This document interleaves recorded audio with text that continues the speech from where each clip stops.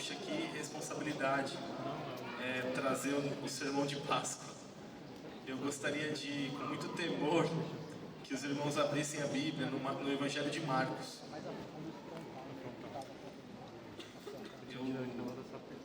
Eu queria dar boas-vindas àqueles irmãos que estão nos vendo pela internet. E em algum momento eles vão estar conosco. E eu queria que essa palavra abençoasse o seu coração, onde e quando você estiver conosco. Amém? O Evangelho segundo Marcos, a partir do verso de número 32, nós vamos ler até o verso de número 42.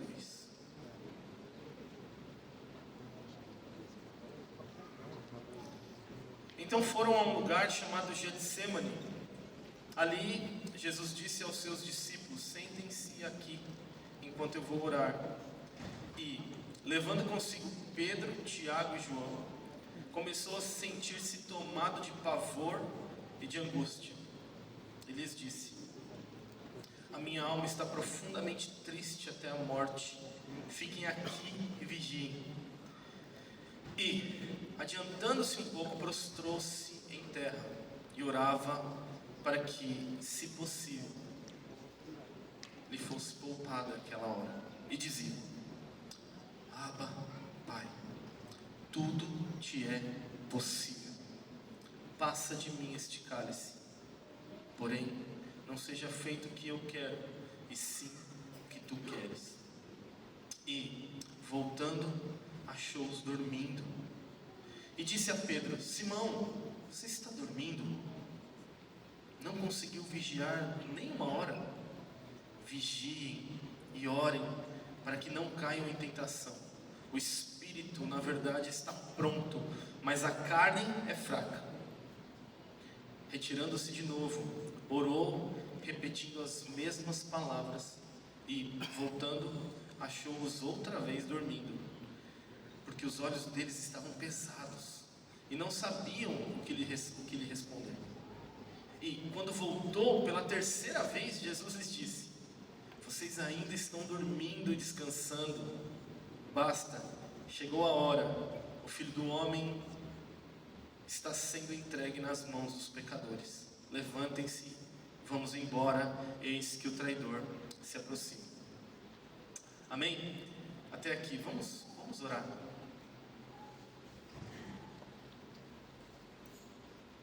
Senhor Jesus, é muito bom estar aqui na Tua casa, nesse dia especial. Obrigado, Senhor, por nos trazer até aqui. Obrigado pela Sua palavra, Senhor. Obrigado pela realidade da ressurreição. Obrigado por tudo que o Senhor fez por nós. Não há o que dizer diante de tanta benevolência. Não há o que expressar diante de tamanho amor.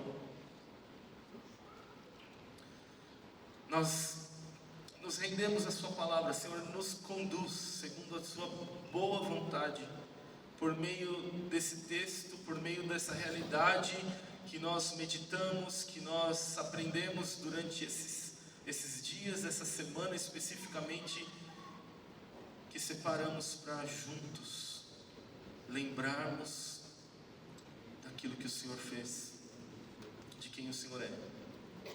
Pai, no nome santo de Jesus que nós oramos. Amém. Amém. Meus irmãos, eu confesso que falar dessa realidade da ressurreição e daquilo que antecede a realidade da ressurreição é um tanto que difícil para mim. Eu sou meio emotivo, assim, eu fico chorando, porque eu fico lembrando das coisas e comparando com quem eu sou e com aquilo que o Senhor fez por mim. Mas eu gostaria de falar um pouquinho dessa realidade da ressurreição com base no cálice da Páscoa. Ele vive, é o que celebramos hoje, é a ressurreição do Senhor.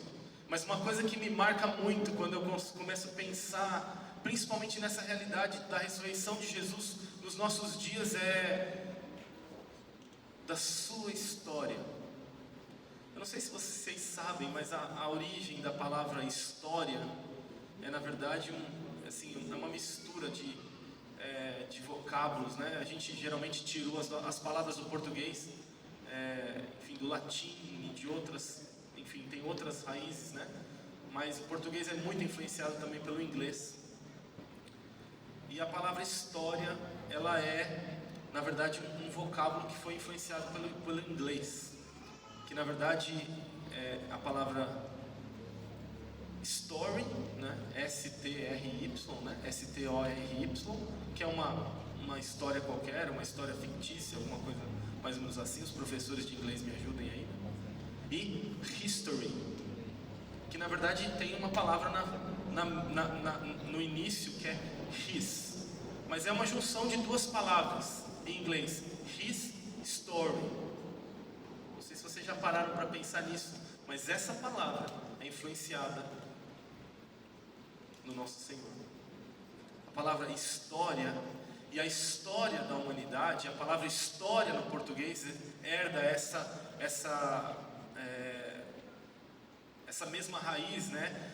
His story é contar a história de Jesus. Toda a história da humanidade está atrelada à história de Jesus. A humanidade como um todo, de alguma forma, está ligada. De alguma maneira, Deus planejou a plenitude dos tempos quando enviou Jesus para morrer no Calvário, para passar por todo o processo da sua paixão. Na plenitude dos tempos, todos os tempos se conectam a Jesus. E eu sou muito impactado por isso, porque falar de Jesus é falar da história de toda a humanidade, é falar da história de todo o universo.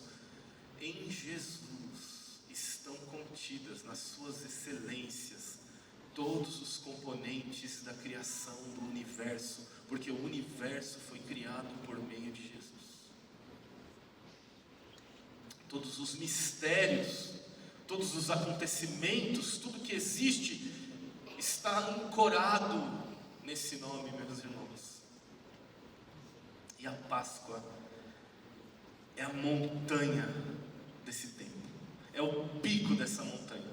A Páscoa e os eventos que regem a Páscoa, nós podíamos falar que é o pico dessa montanha. Paul Washer é um grande pregador, eu admiro muito, né? E ele tem uma mensagem que ele pergunta o que estava no cálice, né? O que Jesus bebeu na Páscoa, uma mensagem muito impactante do Paul Washer. E de alguma forma influenciou o meu pensamento enquanto eu estava meditando sobre o que trazer aqui nesse dia. Nós ainda somos uma igreja nova, uma igreja que está construindo. Essa é a segunda Páscoa que nós passamos juntos. A gente ainda não sabe direito como celebra ela em família, mas de uma coisa a gente sabe: só um nome importante aqui, só uma pessoa importante na nossa comunidade, e o nome é Jesus. E não importa muito o que a gente vai fazer, desde que Jesus seja glorificado, desde que Jesus ocupe o maior lugar, desde que Jesus esteja no centro das nossas ações, dos nossos pensamentos, da nossa vida. Jesus é o alto dessa montanha, Ele é o cume mais alto de toda a história, e tudo que se passa depois de Jesus se ancora, e antes de Jesus se ancora nele, está preso a Ele, está seguro a Ele. Na verdade, Ele mesmo com as suas mãos segura os tempos. As nossas vidas estão seguras, ancoradas no Deus que venceu a morte, o inimigo mais temido, o tempo mais incerto,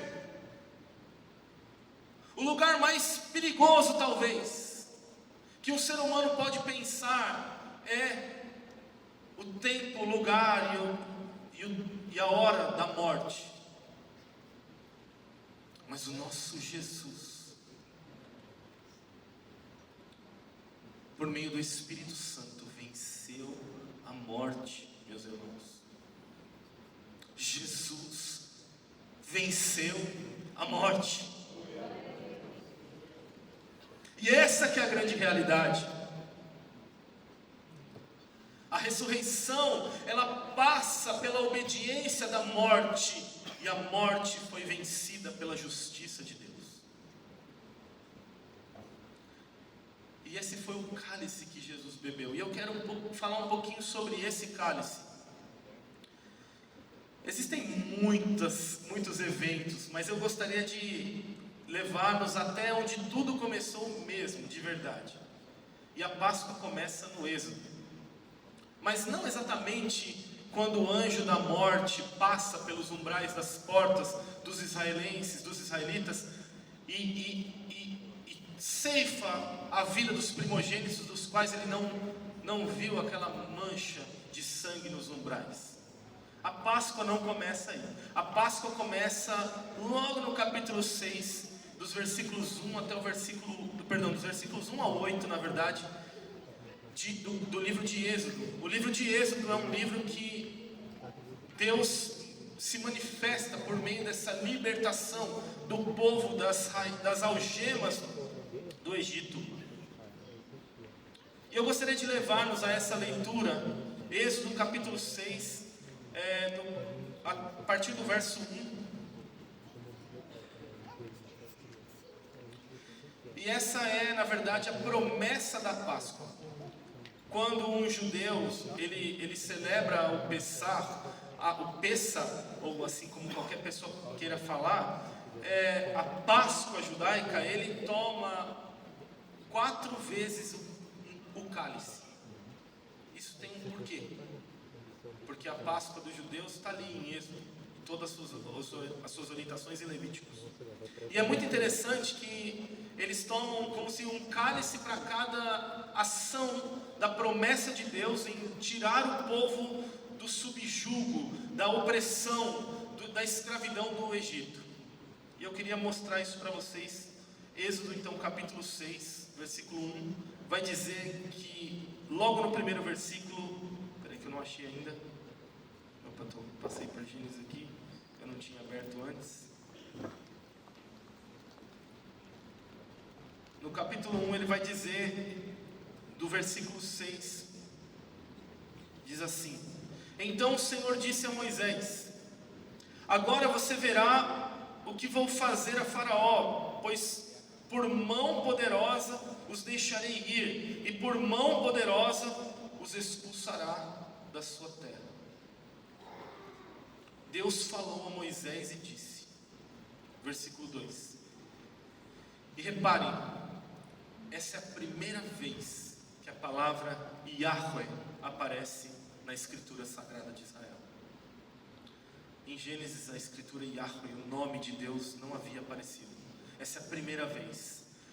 Quando Deus promete libertar o povo, Ele se apresenta como o Senhor, o Yahweh, o Deus Todo-Poderoso. Ele diz: Eu, o Yahweh, o Senhor, apareci a Abraão, a Isaac e a Jacó como Deus Todo-Poderoso, mas pelo meu nome, o Yahweh, o Senhor, não lhes fui conhecido pelo meu nome.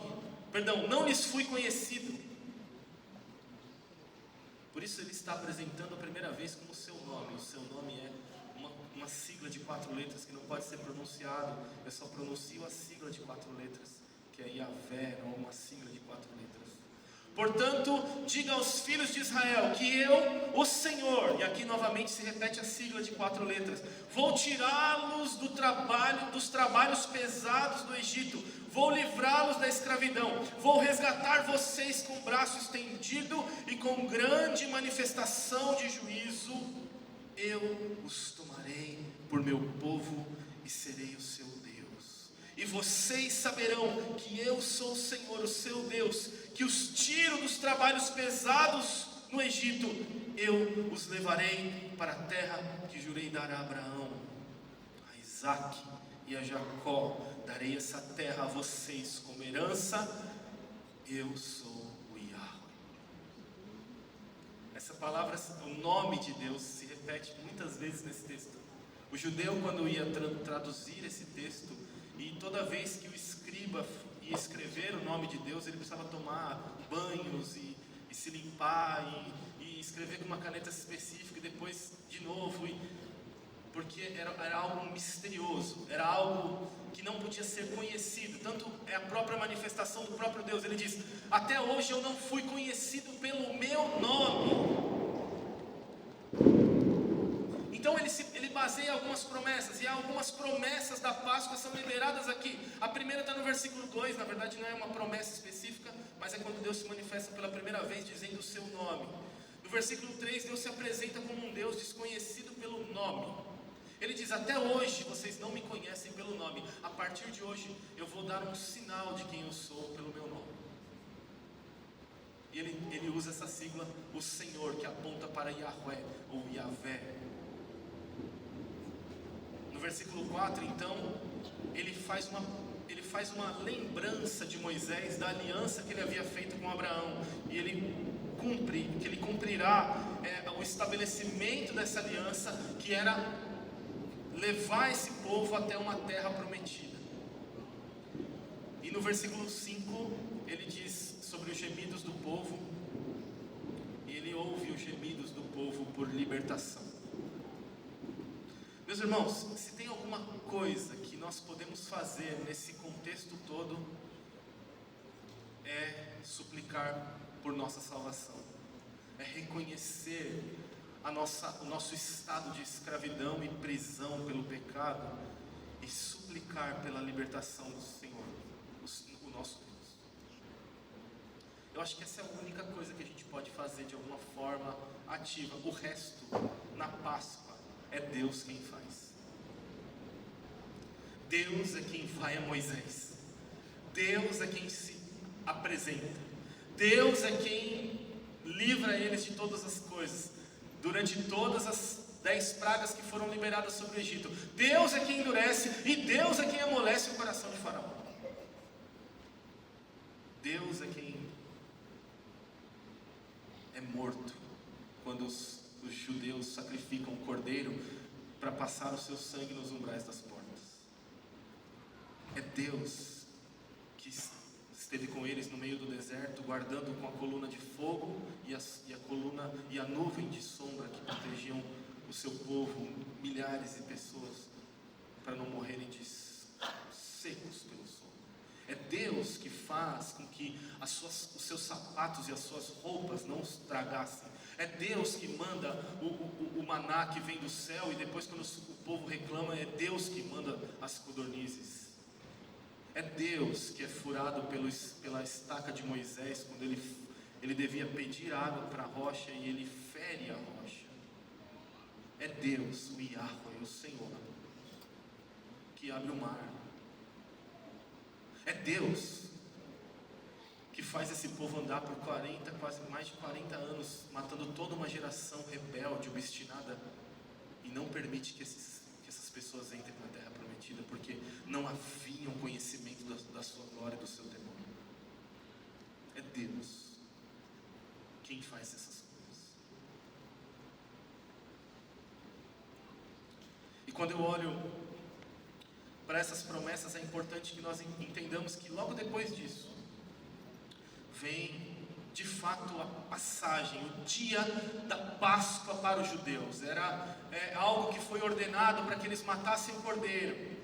E a palavra Páscoa, ela significa exatamente isso, passagem. Mas as pessoas falam passagem como se fosse algo a gente entende no português como se fosse passar de um lado para o outro, como se fosse atravessar algum lugar, como o povo, por exemplo, atravessou o Jordão ali, ou o Mar Vermelho. Não. É mais do que passagem, a palavra aponta para saltar, é passar por cima. E é literalmente isso que acontece na última praga.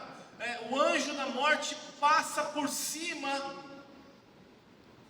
das casas em que ele vê o sangue nos umbrais das portas. Ele passa por cima. Todos iriam ser punidos. Todos iriam perder os seus primogênitos. Aqueles que acreditavam em Jesus ou não, aqueles que acreditavam em Moisés ou não. Eu gosto muito de uma palavra de um estudioso que diz assim: se você pegasse 2 judeus daquela época e perguntasse assim, para eles se eles estavam com medo dessa noite que o anjo da morte ia passar pelo Egito, na última praga que conta o Êxodo. E você encontrasse um judeu assim: não, eu não tenho medo, porque eu estou livre pelo sangue do Cordeiro, porque o sangue do Cordeiro é suficiente, porque Moisés não falou para nós fazermos isso, então nós seríamos livres, e depois nós seríamos libertos de verdade, então eu estou sossegado, eu estou bem. E um outro judeu talvez respondesse assim: mas você não tem medo? E se não der certo? Será que... E se eu fizer alguma coisa errada? Você não tem medo de que ele leve o seu filho, que ele mate o seu primogênito? Não, eu não tenho medo. E o outro morrendo de medo. Ambos foram lá, obedeceram as palavras de Moisés, passaram sangue, celebraram a Páscoa, comeram apressadamente, se prepararam para sair. E qual dos dois tiveram os filhos ceifados, irmãos? Qual dos dois? Nenhum deles. O que estava certo, de que tinha feito a coisa certa, o que estava certo, cheio de convicção, cheio de certeza, e o que estava morrendo de medo, mas fez. Porque não dependia deles, dependia daquele cordeiro que foi morto e do sangue que foi passado naquele umbral. Não era a dúvida ou a certeza deles, mas era a ação do cordeiro morto e o sangue que foi passado ali, dizendo: esta casa aqui está protegida pelo sangue do cordeiro. Por quê? Porque esse sangue não representava somente aquele animal, aquele cordeiro que estava ali diante daquelas pessoas, que eles inclusive comiam esse cordeiro, mas representava o Senhor Jesus Cristo sendo morto na plenitude dos tempos, no topo dessa montanha dos tempos, que Deus o enviou e que nós lembramos nessas passagens aqui. Pular, passar, saltar por cima foi o que o anjo da morte fez quando viu aqueles umbrais cheios do sangue. Deus estabelece nesse momento, na verdade ao longo desse momento, 3 festas importantes, na verdade 4 festas importantes. E eu gosto muito das festas de Israel, não sou judaizante, mas eu acho importante para nós entendermos algumas questões daquilo que nós estamos falando hoje. E uma dessas festas é a Páscoa. Eles comiam, inclusive o judeu até hoje celebra a Páscoa no mês de Aviv. Não é na mesma, não sei se é depois, acho que é depois de nós, não é? Então, mas o judeu também come muito mais do que só cordeiro e o corpo e o pão e o cordeiro e o cálice. Ele come um pedaço de cordeiro com osso, ele come um ovo, ele come uma pasta de maçã, ele come outras coisas que fazem parte ali de toda uma representação. As ervas amargas, que nos lembram, que devem lembrar o passado no Egito e uma série de coisas. Então tem uma série de coisas que estão ali na refeição judaica da Páscoa, que são realmente instituídas por Deus e muito interessantes, com significados importantes. Mas é interessante que essas 3 festas, a festa da Páscoa, logo depois vem a festa dos pães ázimos, dos pães sem fermentos, e depois a festa das primícias, e por último a festa dos Pentecostes. Tem outras festas, mas essas 4 são fundamentais para essa relação da obra redentiva do Senhor Jesus por nós, e o que representa de fato a Páscoa. Portanto, a Páscoa é essa relação. A palavra Páscoa, Pessah, ela é formada por 3 formas de palavras em hebraico, que tem muitos significados, mas eu tirei 3 de cada uma dessas palavras. A primeira é boca, a segunda é apoio e a terceira é cerca. As mesmas palavras que formam essas palavras no hebraico, boca, apoio e cerca, é a junção dessas letras que forma a palavra Páscoa, a palavra passagem, saltar, pular por cima. Então, na verdade, assim, se você juntar mais ou menos o que significa tudo isso para o judeu, é, assim, de uma forma bem simplista, tá bom, gente? É por meio da boca do decreto do Senhor em Êxodo 6, ele então promete 4 coisas importantes, como eu falei. Primeiro, no versículo 6, vos tirarei e vos livrarei da escravidão. Esse é o primeiro cálice que o judeu toma na sua Páscoa. Segundo, vos resgatarei com grande juízo. Esse é o segundo mas é o segundo cálice que o judeu toma. Terceiro, vos tomarei por meu povo. E o quarto, vos levarei à terra por herança. Então eles tomam esses 4 cálices, são essas 4 promessas de Deus. Essas 4 coisas foram ditas pela boca de Deus. E Ele dá o suporte, o apoio, toda a orientação para que eles passem da morte e os livre da escravidão do Egito. E a cerca é essa representação de que isso está seguro. Tanto um judeu quanto o outro estavam seguros diante dessa promessa da Páscoa. Eu consigo ver muita similaridade entre essas festas e a obra do Senhor Jesus e toda a sua caminhada. É mais ou menos isso que eu gostaria de fazer com os irmãos hoje. Então a primeira festa para os judeus é isso, é boca, apoio e cerca, é a passagem. Para nós é a morte do Cordeiro de Deus. A festa dos pães ázimos, para o judeu, a tônica dessa festa é para que eles não usassem fermento, mas no sentido de jogar o fermento velho fora, para dar lugar a uma nova massa. É uma renovação, é uma purificação dessa fermentação. A festa dos pães ázimos é isso, o pão sem fermento, é o pão sem levedura, sem nenhum aditivo, é um pão justo, seco. Se você come um pão ázimo é ruim, né? Não é bom, ele é seco, ele não tem fofura, ele não tem beleza, mas ele não tem nenhuma fermentação. O fermento é um tipo de pecado, de iniquidade. Mas mais do que isso, a festa como um todo, essa simbologia dos judeus, essa coisa do não, preparem-se para algo novo, para uma nova massa. É como se Deus estivesse anunciando: eu vou fazer uma nova massa e eu preciso de um fermento novo. Ok? E a terceira festa é a festa das primícias, que é logo em seguida, uma na sequência da outra, que é quando o povo oferece os seus primeiros frutos ao Senhor. As colheitas, cada festa tem uma marca de colheita, um tipo do cereal, daquilo que foi ser colhido, né? Essas 3 primeiras festas são festas da colheita da cevada, são festas específicas. As outras, cada uma tem ali uma estação, uma data específica que Deus determinou que fossem feitas. E é muito interessante, essas festas apontam para algo. Nas festas das primícias, no frigir dos ovos, o que é o sentido dessa festa é que assim, olha, eu estou oferecendo aqui os nossos primeiros frutos dessa colheita, são os mais bonitos. Quando a gente fala de primeiro, não é só aqueles primeiros que eu colhi, mas são os melhores frutos, são aqueles que... Aí vocês estão achando que eu vou pedir oferta, né, depois disso, né? As primícias, geralmente o pessoal fala em primícia, né? Não é isso. É mais bonito do que isso. Eles oferecem os seus melhores frutos, dizendo: Senhor, a nossa expectativa na tua bênção é que todos esses frutos sejam como esses primeiros. Amém? É uma súplica, é uma festa de oração, uma festa de súplica diante de Deus, onde eles pegam os primeiros frutos, os mais bonitos, e oferecem a Deus dizendo: Senhor, como esses aqui estão para Ti, nós queremos que o Senhor derrame a Tua graça sobre toda a nossa colheita, e que toda a nossa colheita seja frutífera desse jeito. Essa é a expectativa do povo ao fazer isso.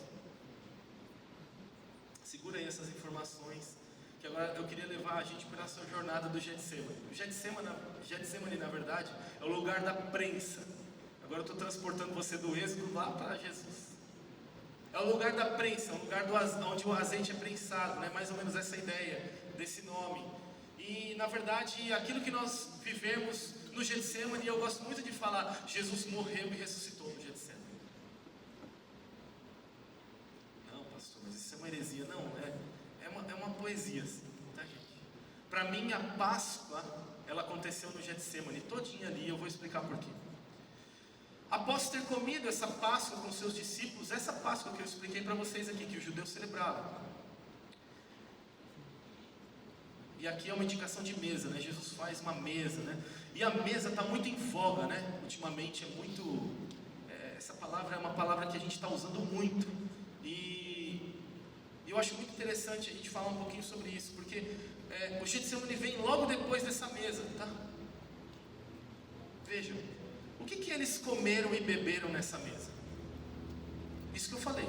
Eles devem ter comido uma pasta de maçã, eles devem ter comido ervas amargas, pães ázimos, eles devem ter comido cordeiro com osso, eles devem ter comido um ovo, porque a Páscoa, na verdade, uma das raízes da palavra Pessach é a palavra, por isso que está tudo ligado à colheita, porque é a palavra da fertilidade. Eu não sei, vocês acham que o coelhinho da Páscoa surgiu do nada? Não surgiu do nada, irmãos. Está tudo ligado a algo que Deus estabeleceu. O ovo é o centro da vida. É a vida ali, está toda ali. Está no ovo.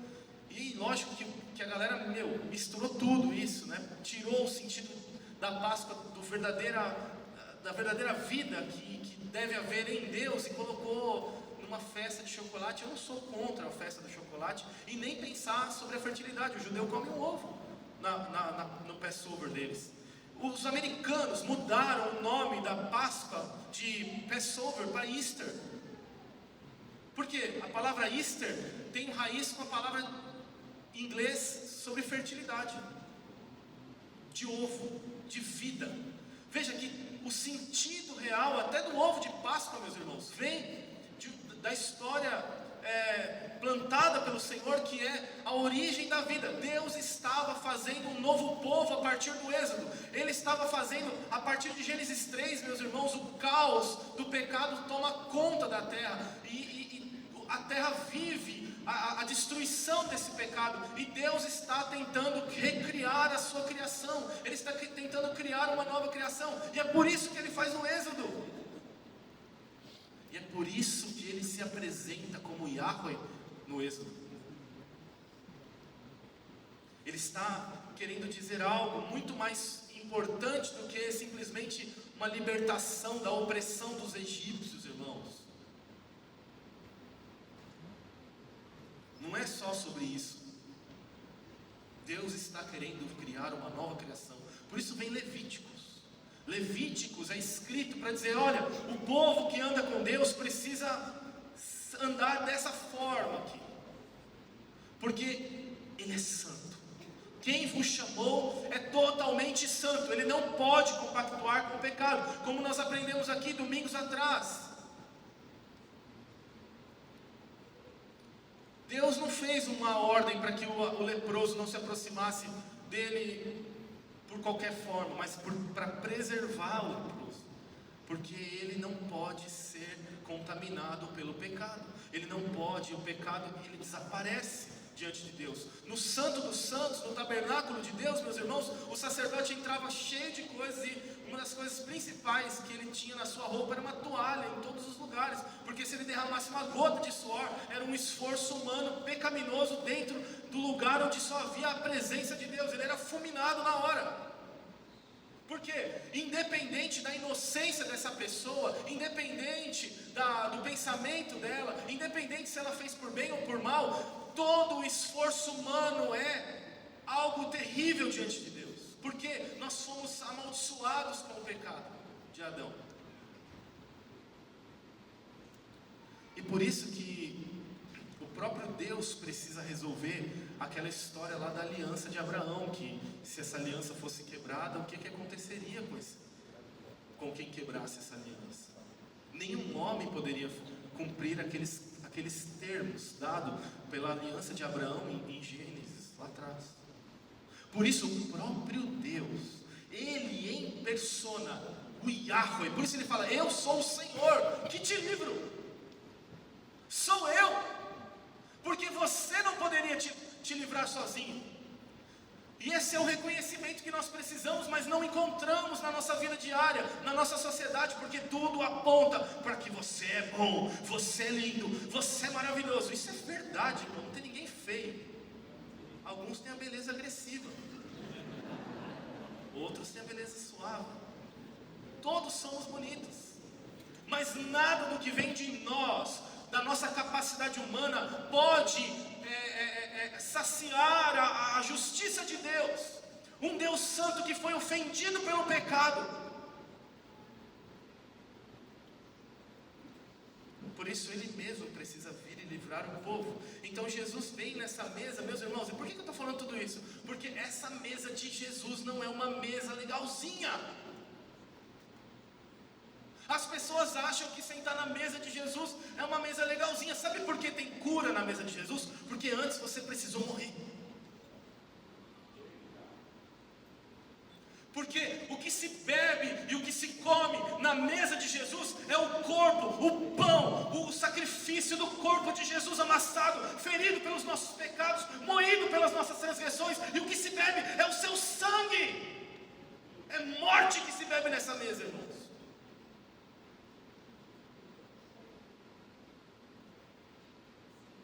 E as pessoas querem sentar na mesa de Jesus, sem serem convidadas, sem saber o que estão fazendo.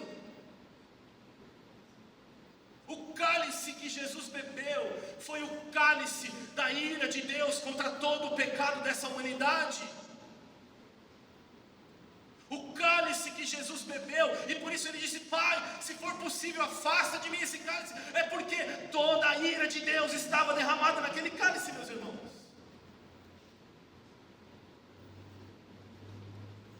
E Jesus toma esse cálice. E as pessoas falam assim: Jesus morreu por você. Não, Jesus não morreu por você.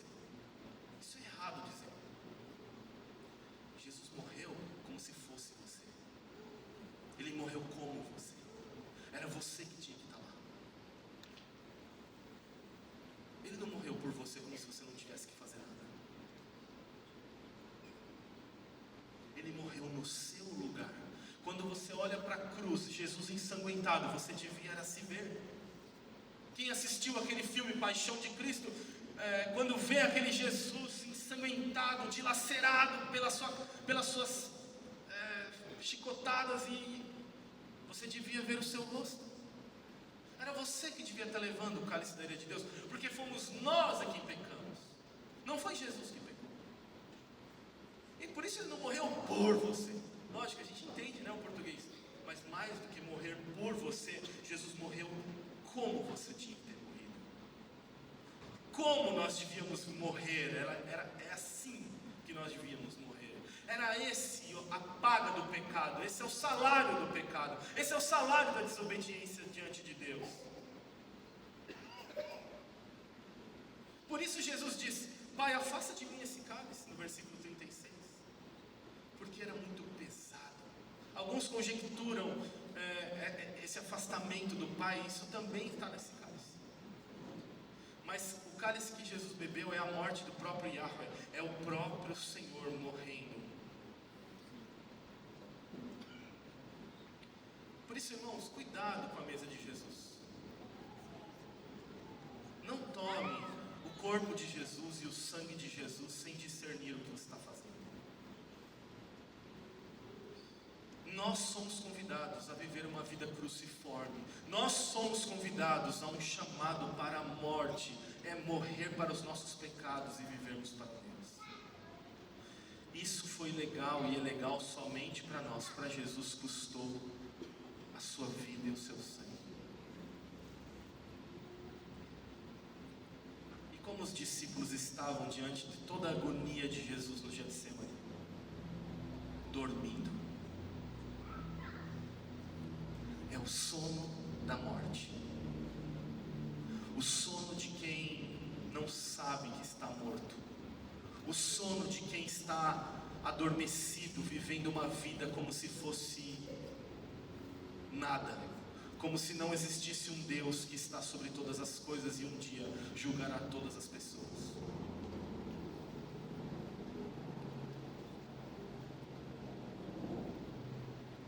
Dos versículos 32 ao 35. Perdão, antes do versículo 32 desse texto, do versículo 23, veja que interessante. Jesus celebra a Páscoa, e antes de Jesus festejar a Páscoa, com seus amigos, com seus discípulos. Ele faz isso antes de se tornar a própria Páscoa. Ele toma e bebe da Páscoa antes de ser a própria Páscoa. Naquele momento, Jesus estava dizendo: eu estou tomando e bebendo com vocês o que eu serei daqui a alguns momentos. Jesus se torna a própria Páscoa do Êxodo. E aquilo que todos podem fazer, só o Senhor pode fazer, mas tem algo que o resgate pelo pecado, com o grande juízo que está lá em Êxodo, somente Jesus pode fazer isso. Tudo somente Jesus pode fazer. Mas especificamente esse cálice do resgate, da redenção pelo sangue, só o justo poderia cumprir e saciar essa justiça de Deus, que era o entregar o seu corpo para morrer pelos nossos pecados. E no versículo 23 ele reconfigura, ele diz: de todos aqueles alimentos que estão na mesa, ele diz: este é o meu corpo e este é o meu sangue. E eles celebram esse momento com essa ênfase de todos os evangelistas. E eu gosto muito do versículo 23 desse mesmo capítulo, que diz: e todos beberam. Se você está me acompanhando aí no texto, mas no versículo 23, enquanto Jesus celebra a Páscoa com seus discípulos, diz assim: a seguir Jesus pegou um cálice e, tendo dado graças, deu aos seus discípulos, e todos beberam dele. Jesus, depois daquele momento, beberia o cálice da ira de Deus contra os pecados da humanidade. Mas nesse momento que ele estava dando aos discípulos, os discípulos não sabiam disso. Era praticamente a mesma coisa.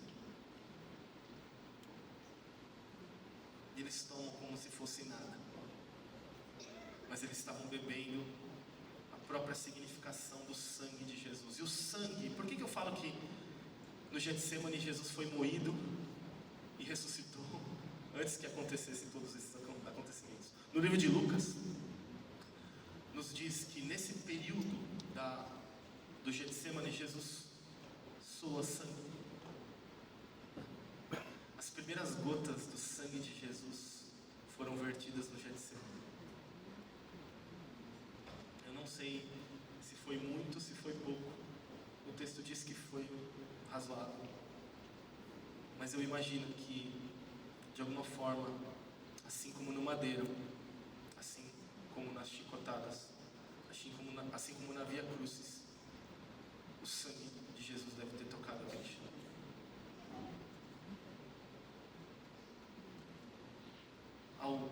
Ao perceber o que estava diante de si, ao entender o desejo do Pai de esmagá-lo no nosso lugar, ele diz: Pai, afasta de mim isso, eu não quero beber esse cálice. Todavia, como disse o pastor Mateus aqui no início, seja feita a sua vontade. E por isso que eu imagino que a ressurreição está aqui, porque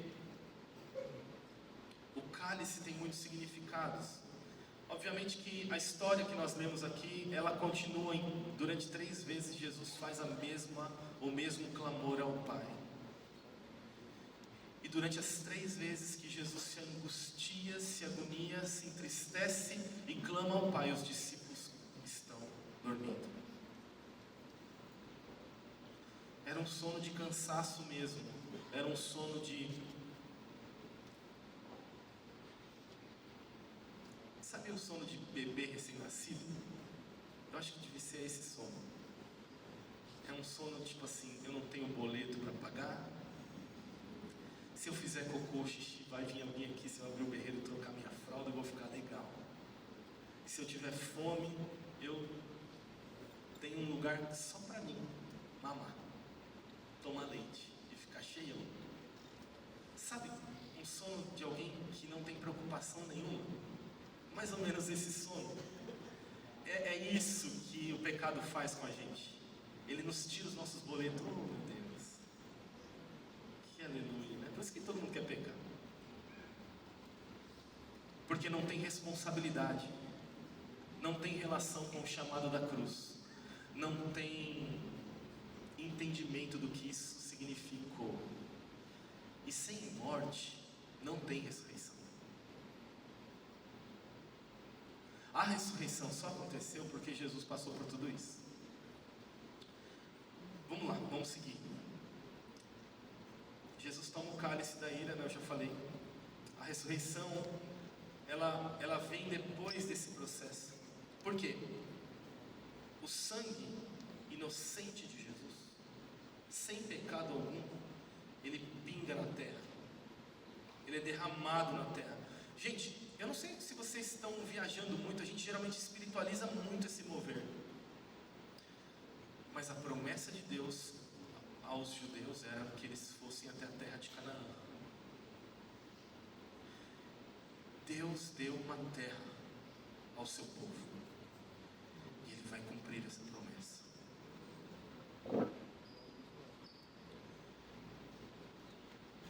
O sangue de Jesus, o sangue da nova aliança, o sangue que foi derramado não foi comparado ao vinho de uma forma dissoluta, assim, tipo, vamos, o que será que a gente pode comparar ao sangue de Jesus? Vamos comparar ao azeite. Podia ser, vamos beber azeite. Vamos comparar ao leite com Toddy, né? Os irmãos adolescentes aí, leite com Toddy. Não, o sangue de Jesus foi comparado ao vinho, porque o vinho é aromático. A Páscoa, a morte tem a ver com destruição, com sepultamento, mas a ressurreição tem a ver com perfume, com cheiro. Se você pegar uma boa taça de bom vinho, você vai sentir um cheiro bom. Você roda ele assim, né? O pessoal faz chique, né? Dá aquela rodada. Por quê? Porque vinho evapora.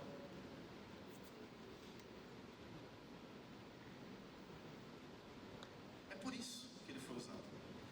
Não só porque o significado da uva, da pisadura, da levedação ali, da fermentação, não só por causa disso, também por causa disso, mas por causa da sua evaporação. Se você beber muito vinho, você vai ficar, né? Vai ficar alegre, feliz. Por quê? Porque sobe rápido, evapora e entorpece. O cálice que Jesus bebeu no Getsemane era esse vinho da ira de Deus, que passou pelo seu sangue, e o seu sangue pinga na terra e evapora um clamor de justiça diante de Deus. O cheiro do sangue de Jesus subiu diante de Deus e disse: em justiça.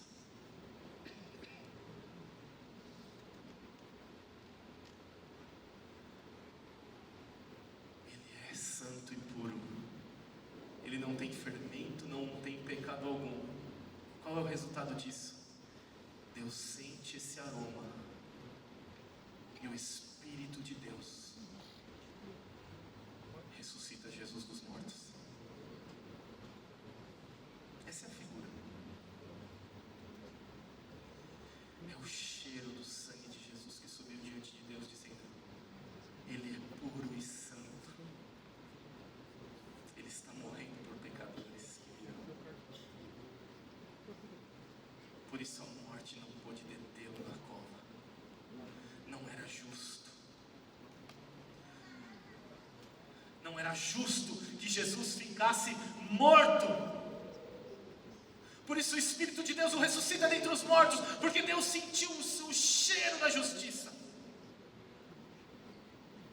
do sangue que verteu, aquela primeira gota talvez no Getsemane, que pinga naquele solo, no solo da esmagação, no solo da prensa, no solo de um... O que você faz quando prensa azeitona? É cheiroso.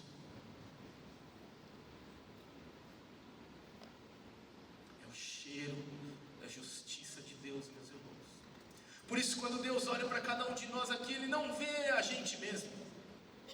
Por isso é um grande pecado você se colocar como alguém que...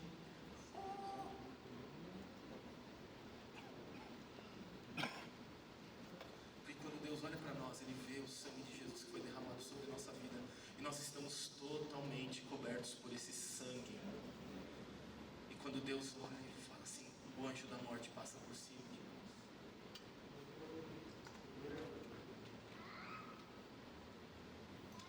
É por causa da imagem de Jesus que nós não somos mortos, que nós vamos viver a vida eterna, e que céus e terra foram juntados por meio do sangue de Jesus, meus irmãos. E por causa da sua ressurreição, a realidade divina e a realidade terrena se tornaram uma só realidade. É por causa da ressurreição de Jesus que os céus, toda a realidade celestial, nas regiões celestiais, estão descendo, estão a caminho, vão se fundir com a nossa terra. A ressurreição de Jesus aponta para o hoje, aponta para o porvir. É por causa dele. Jesus era 100% homem, mas ao mesmo tempo 100% Deus. E essas duas realidades foram fundidas. E a ressurreição é a prova viva de que o Senhor Jesus um dia vai voltar e trazer toda a realidade celestial. E a terra vai se encontrar com os céus, e nós viveremos eternamente com Ele na Canaã que Ele nos preparou. É sobre herdar a terra, meus irmãos.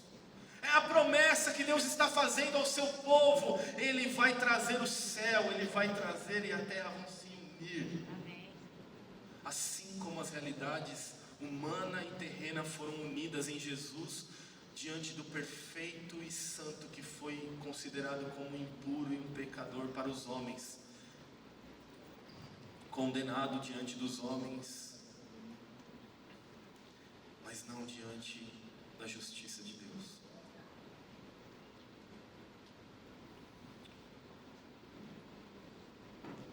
Eu vejo muitas pessoas reduzindo a aplicação da ressurreição de Cristo a alguma coisa que está morta em nossas vidas. Meus irmãos, não faça isso. Jesus é bom. Ele quer abençoar as nossas vidas. Ele quer sim trazer vida em tudo que você tem.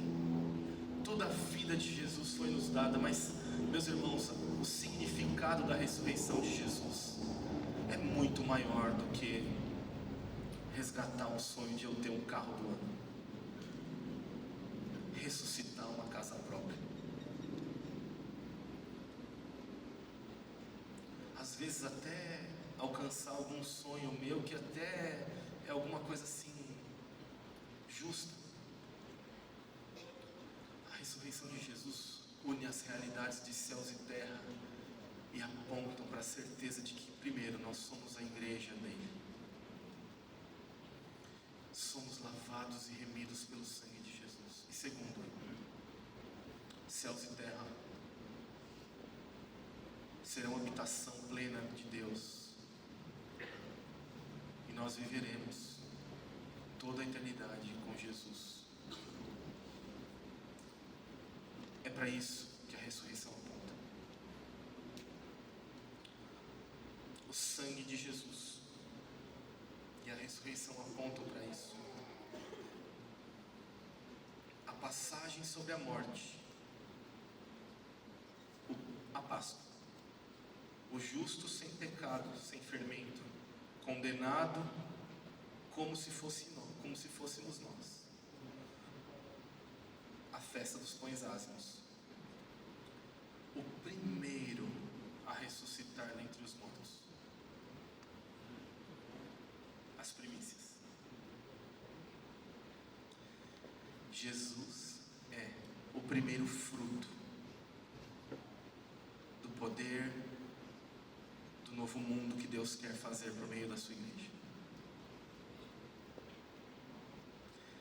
Jesus é o melhor fruto do poder da ressurreição do Espírito, do novo mundo que Deus está fazendo por meio da igreja, da nova sociedade que Deus está construindo por meio da sua igreja, por meio daqueles que estão andando junto com Ele. É como se Ele apontasse: Jesus foi o primeiro, para que todo aquele que crer em Jesus possa também ressuscitar dos mortos. Assim como os primeiros frutos eram oferecidos a Deus, como uma expectativa de que todos os frutos que viriam depois dele também fossem bons como esse. A ressurreição dos mortos aponta para a festa das primícias, que acontece no domingo. Jesus não morreu na Páscoa à toa.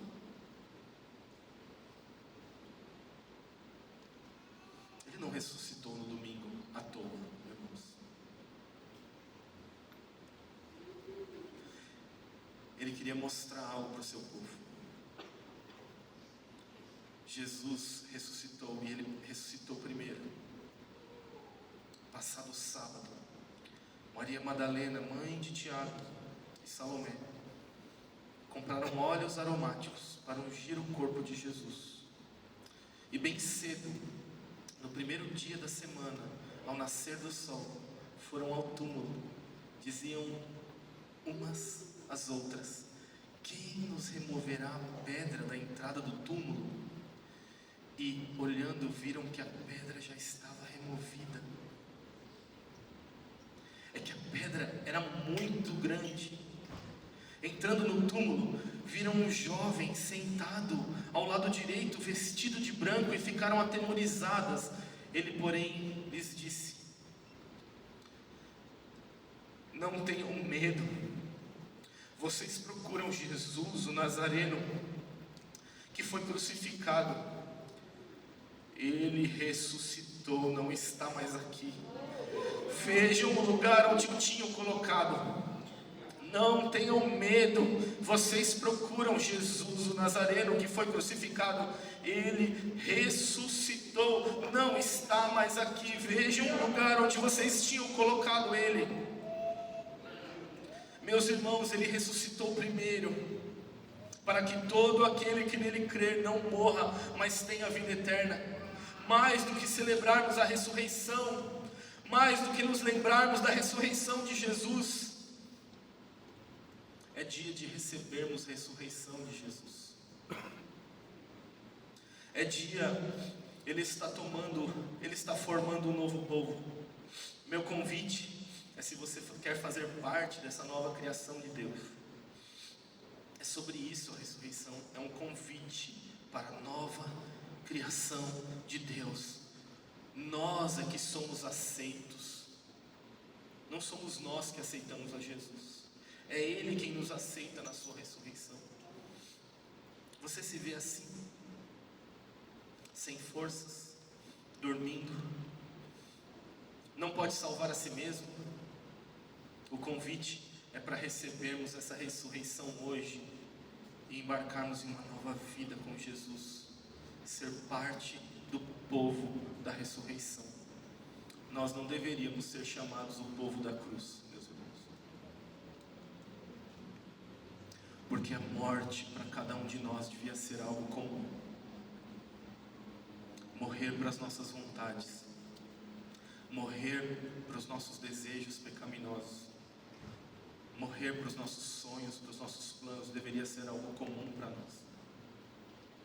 Nós deveríamos ser conhecidos como o povo da ressurreição, o povo em que as pessoas olham e dizem: tem vida, aí tem vida verdadeira.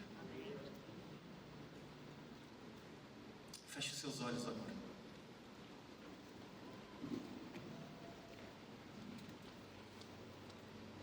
Eu não quero expor ninguém, nós não temos esse costume na nossa comunidade, mas hoje é um dia muito importante para que você reconheça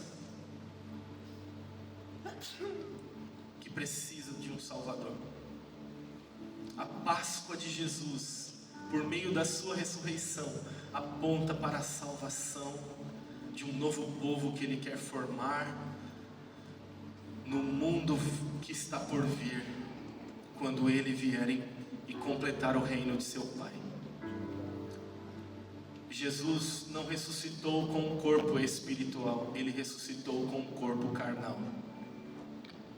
Portanto, assim como a palavra de Deus nos diz que Jesus está sentado à direita de Deus Pai Todo-Poderoso, Ele está sentado com esse corpo que foi lhe dado quando Ele veio aqui sofrer e morrer por nós. A realidade do nosso mundo terreno, carnal, material, já está habitando nas regiões celestes, onde o Pai das luzes habita. E Jesus vai trazer toda essa realidade junto a nós. O convite da ressurreição, meus irmãos, é um convite não para você aceitar, mas para você ser aceito. Porque quando se trata de Jesus, Ele já te aceitou. Porque Jesus morreu por todos. E Ele deseja que todos sejam salvos. Porque nós já estamos condenados de alguma forma com o pecado. Então a única direção que nós temos é correr para Jesus e dizer: eu ainda não entendo muito bem tudo isso, mas eu quero fazer parte do povo da ressurreição de Jesus. Eu quero ser um dos frutos que vai ressuscitar também, assim como Jesus ressuscitou. E a mesma herança de justiça que estava sobre Jesus quando Ele foi levado ao sepulcro, também está sobre cada um de nós. E quando nós formos levados aos sepulcros, a mesma justiça de Deus se aplicará a cada um de nós, e nós vamos ressuscitar. E no último dia, diz a palavra, que os mortos ressuscitarão primeiro, e nós iremos depois, se nós estivermos vivos. Portanto, eu queria que você refletisse sobre o seu sono, sobre o seu pecado, sobre a condição que você tem de bebê recém-nascido que não sabe o que está por vir nessa vida terrível que às vezes nós enfrentamos. E você diga: eu quero fazer parte do povo da ressurreição. Eu quero ser aceito por Jesus. Eu quero que Ele me aceite, eu quero fazer parte, eu quero andar com esse povo. É um povo maluco, onde as coisas que são as que não são, onde o menor é o que serve, onde as coisas são meio de ponta cabeça. Mas essa é a realidade da ressurreição. Aquele que morre é o que vive. Por isso meu convite para você hoje, para que você experimente a ressurreição, é que você morra para o seu pecado. E você diga: eu quero viver para Deus. E Ele vai nos dar uma nova vida, uma nova criação, uma nova realidade. Amém? Com seus olhos fechados ainda, eu vou fazer uma oração por você. E se é o seu desejo fazer parte do povo da ressurreição, eu queria que depois dessa oração você procurasse algum dos irmãos da nossa conexão e dissesse: olha, eu fiz aquela oração com o pastor, eu quero fazer parte do povo da ressurreição que se reúne aqui nessa igreja. Tem muitos povos da ressurreição reunidos ao redor do mundo, meus irmãos. Para nós a morte é comum, porque o que morre é o que vive. Foi assim com o primeiro, não vai ser diferente conosco. Senhor, eu oro por aqueles que estão aqui, que querem fazer parte do povo da ressurreição.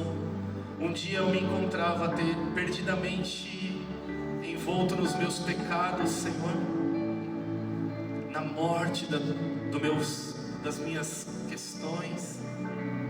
E o Senhor me encontrou, e o Senhor me deu vida.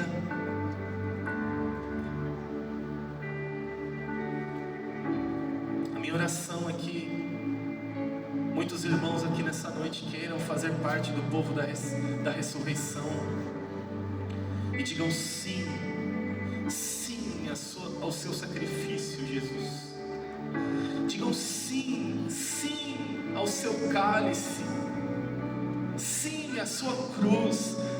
Mas mais do que isso, nesse dia especial, digam sim para a ressurreição. Digam sim, eu quero viver com Jesus. Eu quero viver eternamente com Jesus. Eu quero viver todo o tempo com Jesus. Você pode fazer essa oração comigo. Diga: Senhor Jesus, eu quero ser aceito por Ti. Senhor Jesus, eu por mim mesmo não posso salvar-me. Senhor Jesus, eu preciso do Senhor. Eu preciso da Sua ressurreição. Eu preciso da Tua cruz. Eu entrego a minha vida e eu recebo o Teu convite. Eu aceito o Teu convite. Eu sei, eu nunca Te buscaria se fosse por mim mesmo. Mas eu estou sentindo o desejo de fazer essa oração hoje. Eu desejo caminhar com Jesus. Eu desejo conhecer mais a realidade dessa ressurreição, desta vida que habita em Ti, Jesus. Me recebe, aceita-me como sou. Senhor, perdoa os meus pecados e eu cantarei um cântico de alegria, um cântico novo ao Senhor. Amém. Amém. Ainda de olhos fechados, se você fez essa oração, os nossos irmãos da conexão estarão ali, depois daquela cortina. Eu queria que você procurasse algum deles e dissesse: eu fiz essa oração com o pastor, eu desejo fazer parte do povo da ressurreição. Amém? Eu gostaria de convidar toda a igreja a ficar de pé. Nós vamos, você que já é do povo da ressurreição, eu queria convidar você a dar um último cântico de aleluia, aleluia nessa celebração e celebrar a ressurreição do nosso Deus, o sangue que foi vertido na cruz do Calvário e que nos trouxe vida definitivamente.